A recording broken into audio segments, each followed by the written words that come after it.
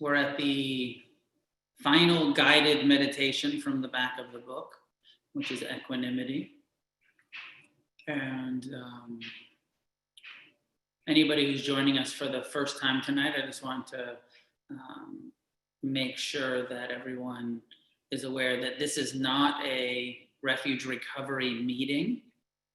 Refuge Recovery meetings are peer-led, and hopefully there's no Q&As happening in Refuge Recovery meetings the way that I'm doing them here.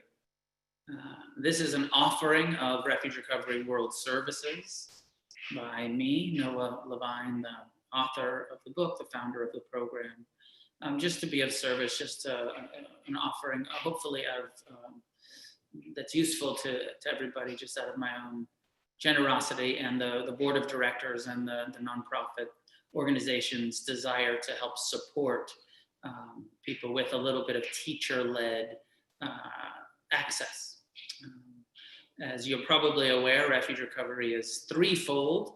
There are the peer-led meetings, which are all around the country, all around the world now. There's a new meeting in Moscow, Russia, and in other foreign countries.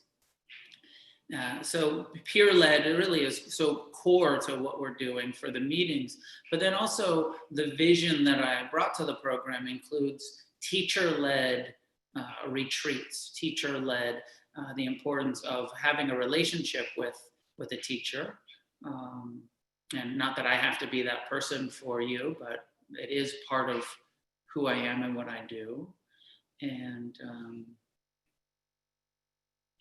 then also professional addiction treatment services is one of the visions, being able to utilize this process for people in detox and outpatient and inpatient residential experiences. And we had that.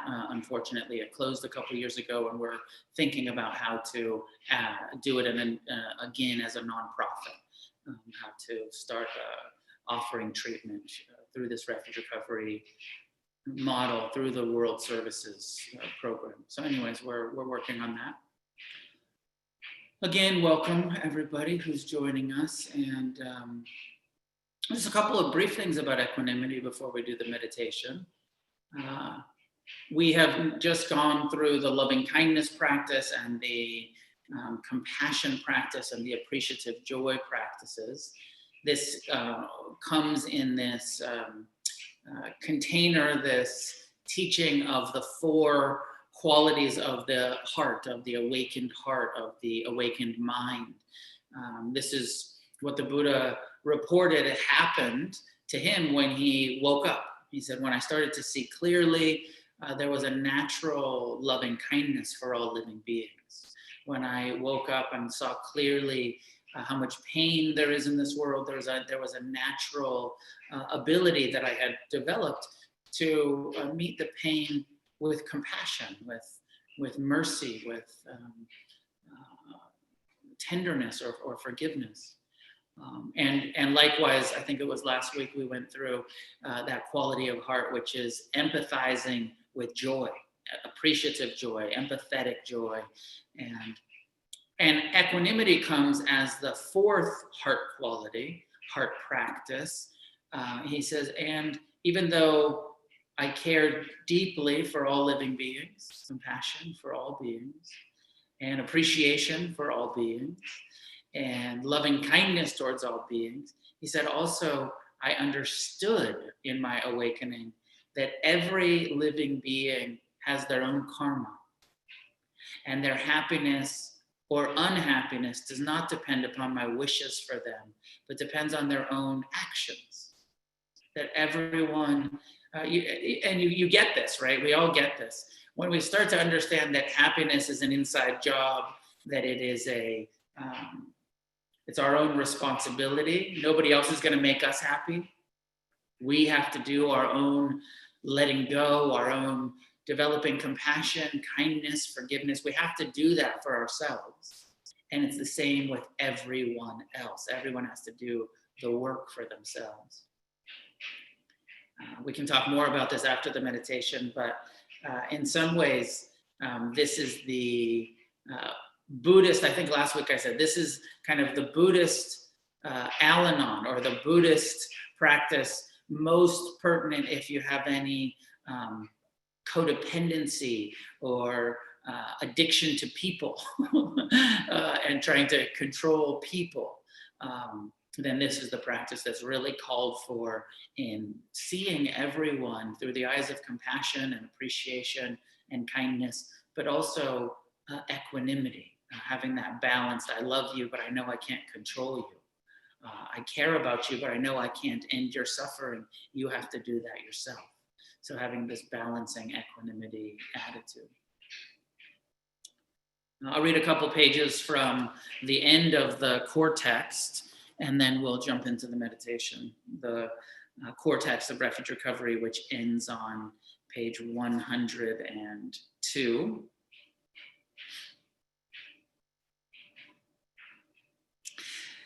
Towards the end of page 100, becoming aware of what we are addicted to and becoming committed to getting free from our misidentification with and addiction to our minds, thoughts, and feelings requires a level of renunciation, a level of being honest with ourselves and realizing that we keep doing the same thing over and over, and the outcome is unsatisfactory every time. Part of our work in recovery is to break the denial of believing that things are going to be different this time, and then beginning to change our inner and outer actions. I'm going to skip the autobiography in 5 parts and jump to the bottom of page 101. All of this points towards breaking the addiction to pleasure and aversion to pain. We each have to ask ourselves, what do I really want in my life? Short-term satisfaction of craving, or long-term peace of mind and the healing of the heart that will lead to a full recovery of my true nature? When we choose the path of wanting long-term peace, freedom, and true happiness in our lives, rather than the short-term satisfaction of pleasure and desire, then the effort to train the mind is there. This has been our experience when we really keep in the forefront of our thoughts that our intention in this life is to recover and be free. Then being of service, practicing meditation, and doing what we need to do to get free becomes the only rational decision. This takes discipline, effort, and deep commitment. It takes a form of rebellion, both inwardly and outwardly, because we not only subvert our own conditioning, we also walk a path that is totally counter-cultural. The status quo in our world is to be attached to pleasure and to avoid all unpleasant experiences. Our path leads upstream against the normal human confusions and suffering. The commitment to this path of recovery will take stamina. Steadfastness and perseverance are a necessity if we are to continue on a long-term spiritual path. We wish we could say that there's some magical secret to all this, that this or that is what it takes to persevere, but we have no easy solution. Perhaps it's as simple as courage, the courage to begin, to continue, and to complete the task we took birth for. Yet fear is, has been, and perhaps always will be our constant companion on this path of recovery. Courage is not the absence of fear. It is the willingness to act in spite of being afraid. Freeing yourself from the addiction to your mind is like going off into the wilderness to a place you've never been before. It makes perfect sense that we want to stay attached to our suffering because it is so familiar. What we most fear is not darkness. We know the darkness all too well. What we are most afraid of is the light. The light of freedom shines from the unknown, undiscovered truths of compassion, kindness, appreciation, forgiveness, and the wisdom to respond with care and understanding to all beings. But like any arduous journey that feels like it will never end, the path of recovery has both rewards and a destination. Along the way, as we face our fears and confusion, we begin to realize that the process is perfectly safe and well worth the effort to persevere. The closer we get, the less scary it becomes, and we make it through the dense forest. We can enjoy the views from a higher elevation on the path.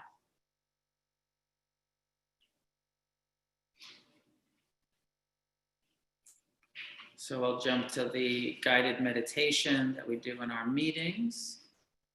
It starts on page 271, Equanimity Meditation. Find a comfortable way to sit. Allow your attention to settle into the present time experience of the body. Closing your eyes, begin to relax any physical tension that is being held in the body by softening the belly. Relax the eyes and jaw, and allow your shoulders to naturally fall away from the head.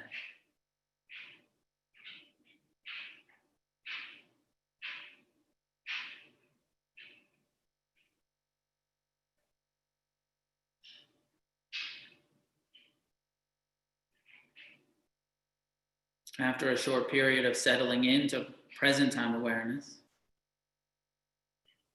begin to reflect on your deepest desire for happiness and freedom from suffering for both yourself and others.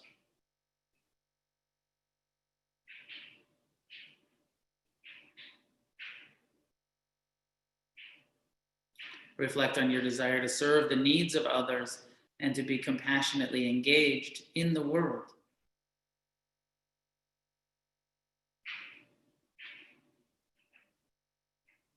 Reflect on both the joy and the sorrow that exists in the world.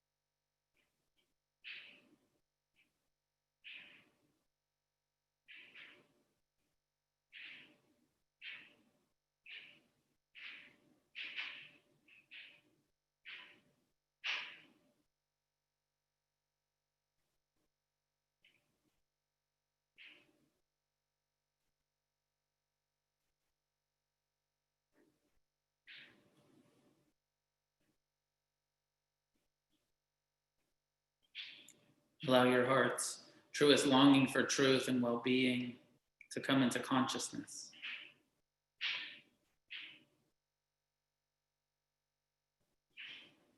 With each breath, breathe into the heart's center, the acknowledgement of the need to balance your pure intention of creating positive change with the reality of your inability to control others.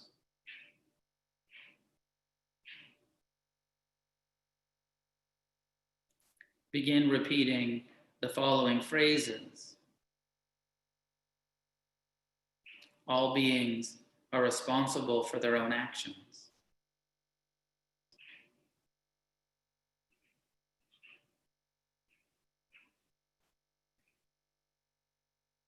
Suffering or happiness is created through one's relationship to experience, not by experience itself.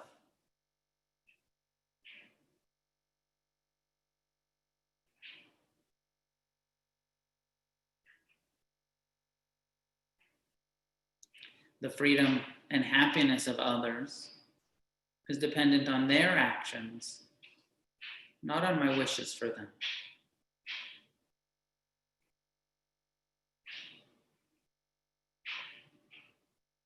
Relax into the reverberations of this balance between harmonizing the heart's deepest desires to help others with the mind's wise response of acknowledging our limitations and powerlessness. Continue to repeat these phrases. All beings are responsible for their own actions. Suffering or happiness is created through one's relationship to experience, not by experience itself. The freedom and happiness of others is dependent on their actions, not on my wishes for them.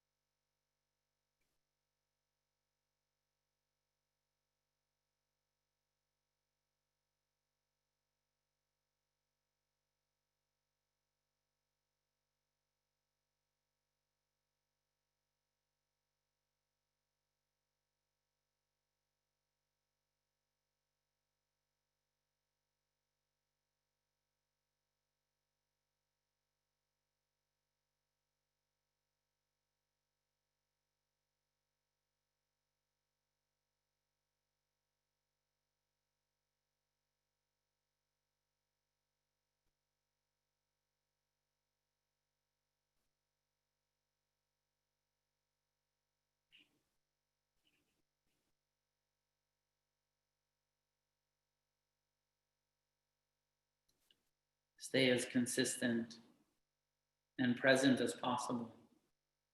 Each time you get lost in thoughts or fantasy, come back to the present and return to the phrases. All beings are responsible for their own actions.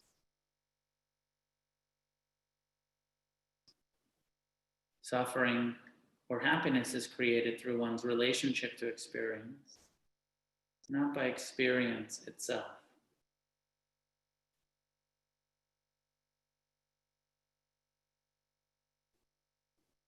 The freedom and happiness of others is dependent on their actions, not on my wishes for them.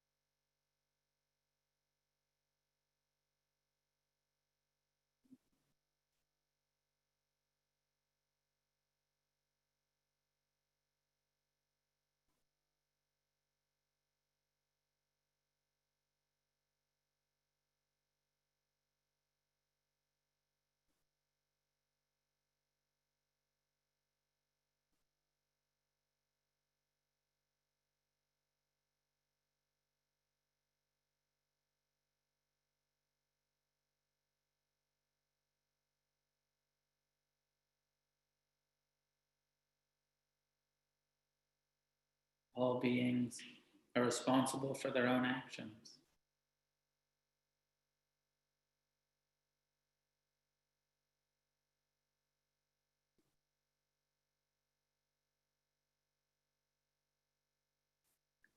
Suffering or happiness is created through one's relationship to experience, not by experience itself.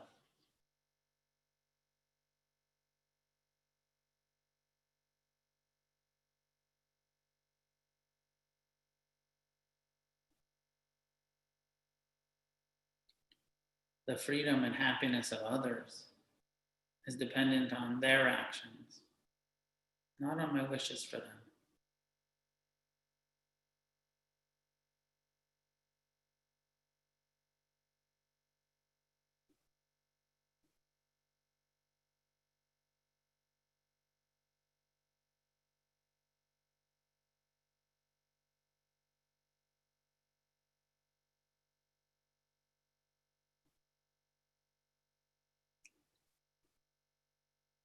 As we end this meditation, let go of the phrases and bring attention back to your breath and body.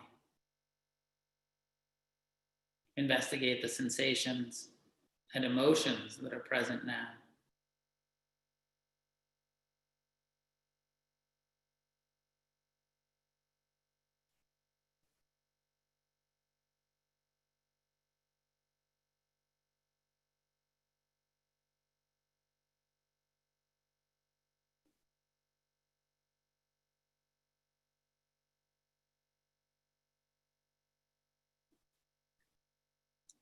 Then, whenever you're ready, allow your eyes to open and your attention to come back to your surroundings.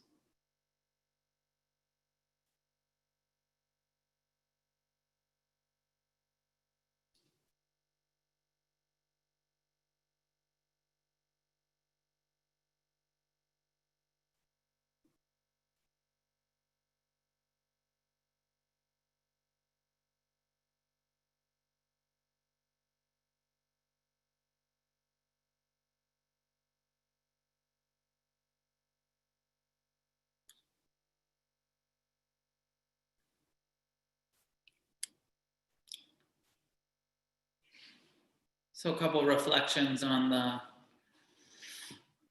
themes here. I know they're pretty straightforward and obvious, but maybe not so obvious to us before examining our lives and our minds and our relationships. And, pretty simple statements. All beings are responsible for their own actions. And then us checking in, like, do I know that? Do I live my life understanding that? And maybe the question is, how would your level of happiness be any different if you really saw through this lens of all beings are responsible for their own actions? If we really understood karma, would that change your level of suffering? Would that increase your level of ease? If you really understood everyone is karmically responsible. One of the connotations I think there is that sometimes we hold resentment because we think we need to punish people who have behaved unskillfully. But actually, if we fully understood karma, we would understand that they are fully responsible for their unskillful behavior and own that karma and aren't getting away with anything, and that we don't actually need to suffer at them by holding on to resentment. So that's one of the ways that I think that this is quite helpful. That second phrase that we do in the meditation, suffering or happiness is created through one's relationship to experience, not by experience itself. Also, radical Buddhism because we go around blaming our happiness or unhappiness on what's happening. Like, of course I'm unhappy because you did this or you did that, or the world is like this. How could I be happy with this political strife, with this ignorance? And we blame what's happening outside of us on our unhappiness. But Buddhism is offering us this empowerment, this experience, these tools to say, actually, you can be happy. You can be at ease in the midst of ignorance. You can be compassionate in the midst of pain. You can be calm in the midst of chaos. That is not, our happiness is not dependent on what's happening in the world. I mean, fucking thank God. Because if we needed to wait for the world and other people and to be, wise and skillful and kind and just, then like happiness would just be impossible. It would just not even be an option, because it's so clear that we live in a world of confusion and ignorance. But this teaching gives us that, and this practice gives us that, of course, my happiness depends on how I'm responding to what's happening, not what's happening. It is possible to respond with compassion, with forgiveness, with appreciation, with equanimity. It's possible to be at ease in the midst of the reality of the world that we live in. So that's like personal equanimity. We can be equanimous whether life is incredibly pleasurable or incredibly painful or kind of boring and, Groundhog Day, whatever it is for you, stuck at home for months or whatever the, reality of your life is. Equanimity is this level of acceptance. It's like this. I don't have to be out in the world all of the time to be happy. That's in my own heart. I don't have to be engaged in in-person meetings to be happy. That's, happiness is inside. Of course, being engaged in community is great for most people. Of course, Zoom isn't the most pleasant way to connect, but it's what we got right now. So this is pointing towards, it's not the world's responsibility. It is our responsibility. And, that play on that word responsibility is so good. And when you flip it and, that we do have the ability to respond. Without meditation, there's not that much hope, I don't think. I'm kind of a biased meditation person, but the untrained mind is reactive and is looking to the world for happiness. But the more we meditate, the more we train our mind, the more we see that there's no happiness to be found in the world. There's lots of pleasure, there's lots of fun, there's lots of things worth doing and people worth helping and causes worth being engaged in. Lots. I love the world on so many levels. But to try to hold the world responsible for our happiness, others or political systems or cultural norms or religion for, what a dead end that is. Buddhism is, the path that says it's in you. What you're looking for is here. And for us in recovery, it's actually sort of the definition of recovering that which has always been here. Uncovering, recovering, it's totally internal. It's not some sort of external experience of recovering. It's getting back to your own heart, your own goodness, and learning to be at ease by seeing ourselves clearly. I'm responsible for my happiness. And now I have these tools.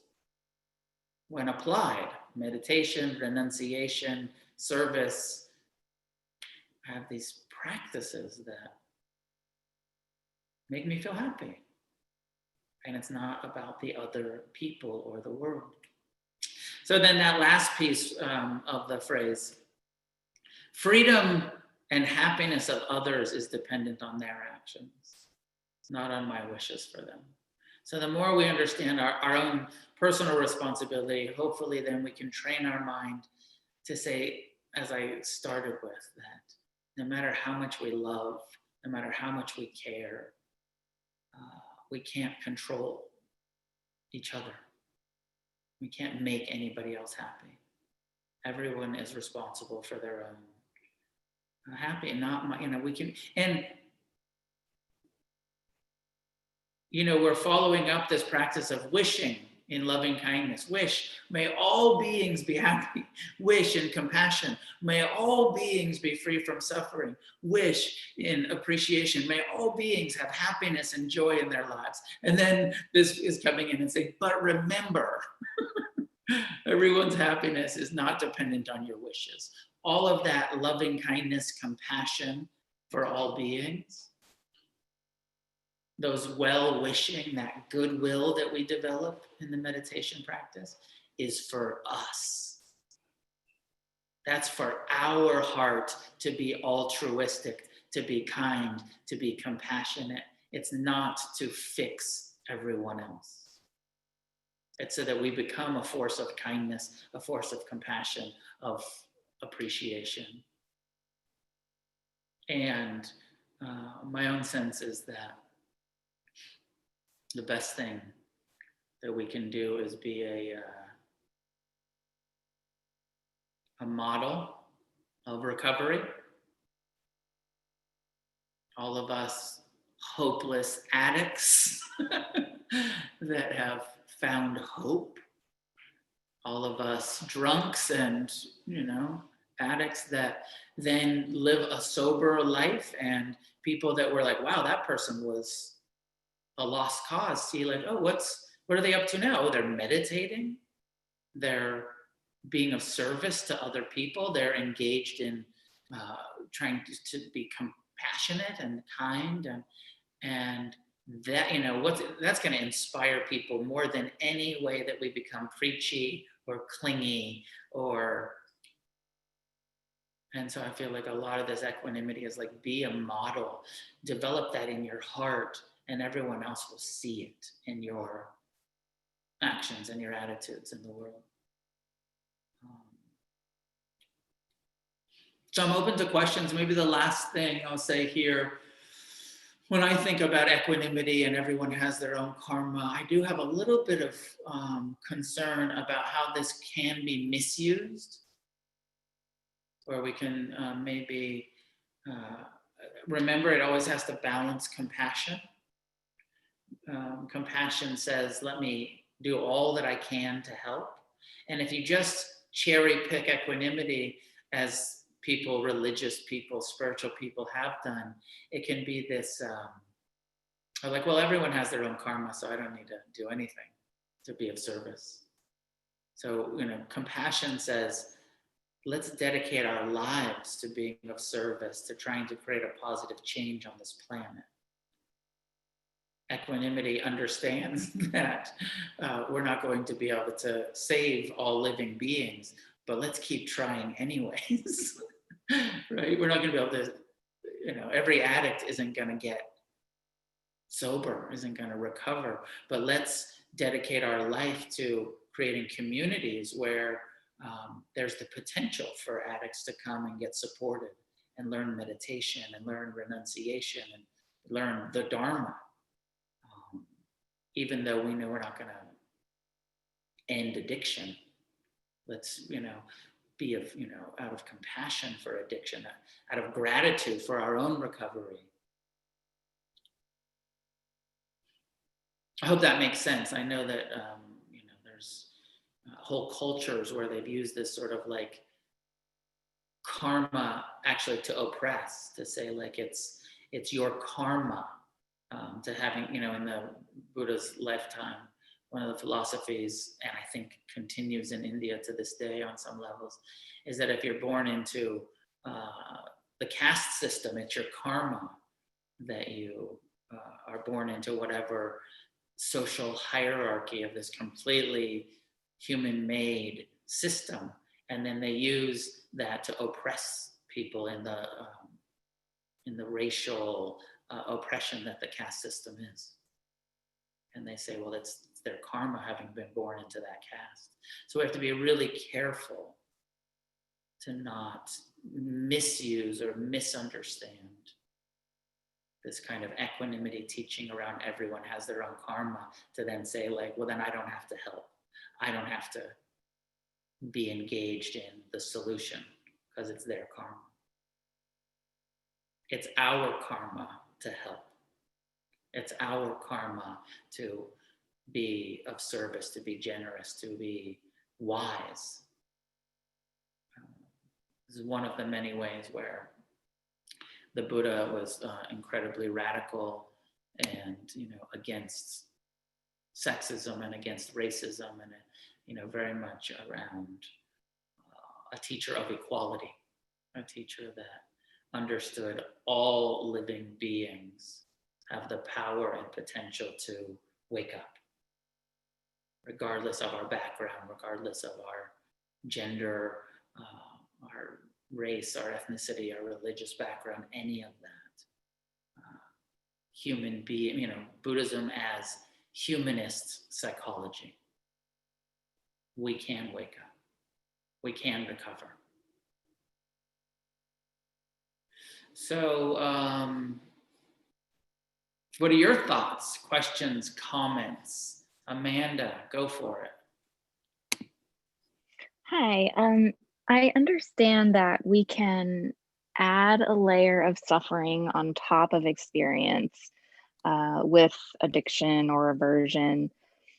But I always kind of have a sticking point with phrases similar to one of the phrases in the meditation, and I would really appreciate if you could like speak to it or tell me what I'm missing. Phrases like suffering or happiness is created through one's experience, one's relationship to experience, not by experience itself. I guess where it sticks for me sometimes is like the experience of trauma. Like I don't understand how trauma could be experienced as anything other than suffering. And maybe I'm just being too literal, or I'm too much of a psychology major and not enough of an, however you called it, extreme or radical Buddhist. But if you could, yeah, like maybe help me parse that piece of trauma. Yeah. Thank you for the question, Amanda. It's an important distinction that I should have made, that we're constantly trying to make in Buddhism, is that there is a huge so, you know, Buddhism and Refuge Recovery as a Buddhist informed process has this really radical promise that it's possible to not suffer. But we're very clear here in Refuge, and Buddhism is very clear, that there's a huge difference between pain and suffering. And so what is understood is that pain is unavoidable. And when we have had big traumatic experiences in our past that were incredibly painful, there's something about our mind and our survival instinct that replays those over and over.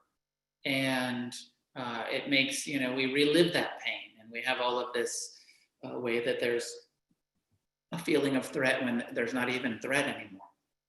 Yeah, and Right. it is sometimes, but so that's something that the brain does, and it is like a way that we can suffer quite a bit around the past pains. Yeah. What's being said here is that if we train our mind, we will actually resolve some of the way that our mind works will change. Meditation, long-term meditation will do for us, similar to like some of the psychological techniques of EMDR or somatic experiencing, or Yeah. a lot of the trauma resolution tools are based in kind of Buddhist mindfulness. Right. So the more we meditate, the more we'll resolve those painful memories will never leave us. We just won't be, what's called triggered or activated. The trauma of our past is always going to be the trauma of our past. No matter how enlightened we get, how recovered we get, the pain that we've lived through, we'll always remember that. We're not going to meditate our way past it, just past suffering about it. Okay. When we fully meet our pain with compassion, when we meet the past with forgiveness, with understanding, then we just have painful memories that are met with compassion, and there's no suffering anymore. When we fully forgive ourselves or forgive others, then it's just, oh, that was really painful, and now I have compassion for it. And it's no longer a trigger. It's no longer something that activates me. It's just pain, not suffering. Right. Okay. So, and that's very important. There's nowhere that Buddhism is saying, you'll get rid of the pain. Really what it's saying is, and in recovery, it's so important for us, is that we'll learn to increase our tolerance for adverse experiences, unpleasant experiences. We'll become more and more tolerant, more and more compassionate. And, but there's, because pain is unavoidable. Yeah. Okay, that makes a lot of sense. Thank you. Thanks, I'm glad it helps. Nice to see you. Welcome. Elle, question. Hello. So I was thinking about the kind of Dan Siegel image of the neurobiology of trauma, which is the limbic brain is the one that's triggered. And he says it's compassion that allows the neocortex to do the comforting. It's okay, it's okay. And that compassion is the experience that creates new neural pathways. And that I actually feel that from the meditations. I feel my neocortex having time to come on and say, that's the wise adult saying, oh, but that's not happening now. Not like, pick up your big girl panties, idiot. But, oh, it's okay. So it's compassion that brings the equanimity for myself and others online. I really like that model. Yeah, thank you. I agree. I think that is kind of how it works, is like the more we meditate and develop the kindness and compassion, the more it gets rooted, the neural pathways in our brain, and we become more at ease with it. Richard, go ahead. Hey, Noah, thanks for teaching. This topic right now reminds me of a story I heard about the Dalai Lama. There was a group of Tibetan refugees that were coming to see him, and one of the members of the group was his cook that had cooked for him in Lhasa.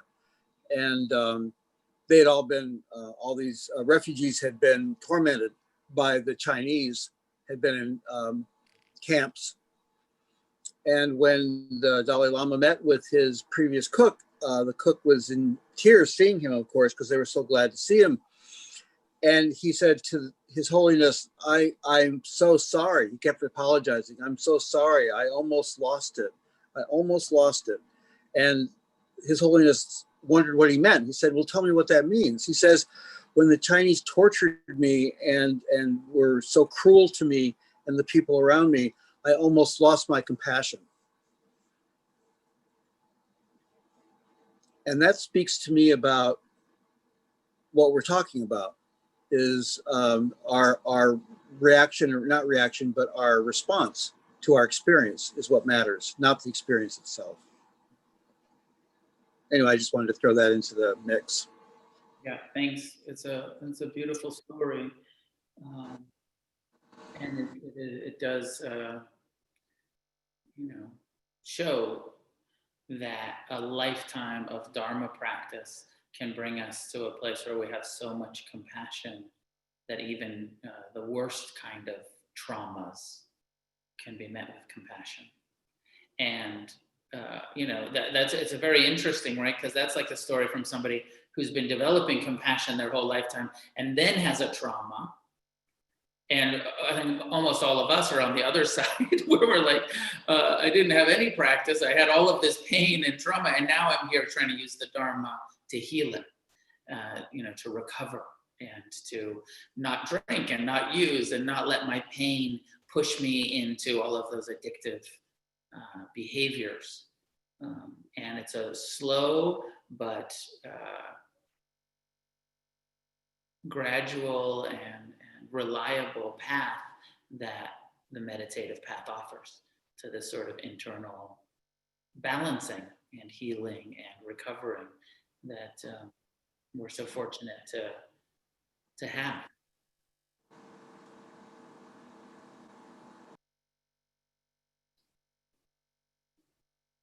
Okay, last one, Sal, we'll leave it here. Noah, thank you very much for all your teaching. And I think one of the most profound things I read in your whole book, for me anyway, was that middle statement of the equanimity, where, where the situation is not the problem, it's my reaction to the situation. For me, the same situation can bring both happiness and sadness. Like whenever I see a piece of cake, I'm happy. I want to eat it. As soon as I'm done eating it, I feel guilty about eating it, and the sadness comes on. And of course, I'm not comparing that to trauma, but I'm just saying that, but I am comparing it to my life trauma. I grew up in an abusive household and everything. But when I learned to stop judging the situations that happened to me, I didn't forget them. They're still in my mind. I live with them, but I have stop judging them as good or bad. And that has freed me from them. And that's where my equanimity came from, the freedom. I let go of them. They're there. They are there. They're my experience, but I don't judge them. They're just my experience. Thank you. Welcome. Thanks, Sal. Good to see you. Okay, I said last one, but I'll let Dawn go ahead. Mute. It's my first time talking. Can you hear me? Yeah, we can hear you. Welcome. Okay, great. Thank you. I have so much to say, so I'm just going to keep it simple right at the moment, which is about suffering and pain, and everything that I've learned since I've started. What a pleasure it is to speak right now is my point. So let me just get over my anxiety. I have anxiety. Okay, now it's done. La, I'm good. Okay. I feel like I seek out suffering from childhood, and I feel like, there's a lot, it's like, oh, we avoid suffering. We avoid suffering. We do whatever we can to avoid it. But I almost feel like when things are going well in my life and everything's good, I create something to make, and I'm sure that I have so many other things I'd love to talk about, and I'm going to continue to keep coming to the meetings. But right now, I'm just going to keep it at that, because I feel like I push people away when things are all good, and I create something to, like I don't feel comfortable because maybe I was always suffering or something, if that makes sense. I mean, I'm 40 now. I don't know. I guess I'll leave it at that. It does make perfect sense, and so many of us can relate to that. And the core of what's perceived as pleasant or unpleasant. When we talk about running from suffering and trying to avoid pain, for some of us, our conditioning and our wiring and has led to a place where pleasant experiences, success, whatever you want to call it, intimacy, some of those are more painful, are more uncomfortable. Therefore, right, pain, it's like, well, this is supposed to be pleasant. Kind of what Sal was just talking about, like, oh, this piece of cake is supposed to be pleasant. But it's actually not. Like, I feel the guilt, the shame, the addiction around the sugar, whatever it is, what was to most people would be pleasant, to me is suffering. And so it's just, we can't compare ourselves to everyone else. We have to, that total personal responsibility, we have to just check in deeply through mindfulness. What is my perception of what's going on here? Is it truly pleasant?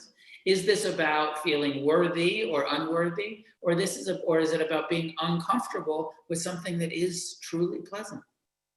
Or maybe I just want to create uncomfortable suffering in order to There's that whole in order to get out of, in order to use or a way to get out of that suffering. Yes. Does that make sense? There's that section right there that I read right before the meditation about, which I missed, and I'm so sorry. No, it's okay. It's right at the end of the book, page 1, end of the core text, where it talks about what we most fear is not darkness. We know the darkness all too well. What we're most afraid of is the light of freedom that shines from the unknown. Like, I'm stealing that from someone. I heard it somewhere. I think it might have been Marianne Williamson, and I don't know, somebody else quoted her. But anyways, I really related to that. Like, oh, it's not the pain and suffering that I'm so afraid of. I know that. Like, that's to me. It's freedom, it's recovery, it's health, it's that's the scarier part that we have to just, walk up to the edge of and be like, oh, what's over there? I've never been comfortable in my own skin. What would that be like? I've never been kind and compassionate. What would that be like? I've never let down my guard and actually forgiven. What would that be like? So, like I said, like so many, I can relate, you're in the right place with, people that have grappled with the same stuff. And, we're here to let you know that this shit actually works and is a reliable, to develop, our core thing, which is we can develop a reliable internal refuge. But it comes from the willingness to be uncomfortable. Sit in meditation and be uncomfortable, sit with your feelings and be uncomfortable, sit with pleasure and be uncomfortable. Just a little bit that I've gotten, although it's been a lot, but it has changed the whole way that I'm looking at things right now. I'm like beginning a chapter of a new novel of many novels of my life. So anyways, I'll see you all again. Thank you so much. I have so much more to say, but you got to shut me up. Thank you. It's nice to meet you. Nice to meet you. So we'll leave it there for tonight. Joseph has just posted the link to the refugerecovery.org donate. This is a freely offered weekly group that I do. All of the donations go to the nonprofit. Please support the nonprofit. If you can afford $5, $10, $15 donation, please do that. If you are here and you can't afford anything, know that you're welcome to be here, regardless of ability to donate. But if you can, please do. And I'll see you next Thursday, 5 p.m. Pacific time. May any goodness that comes from our gathering this evening be offered outward in all directions, shared with all beings everywhere.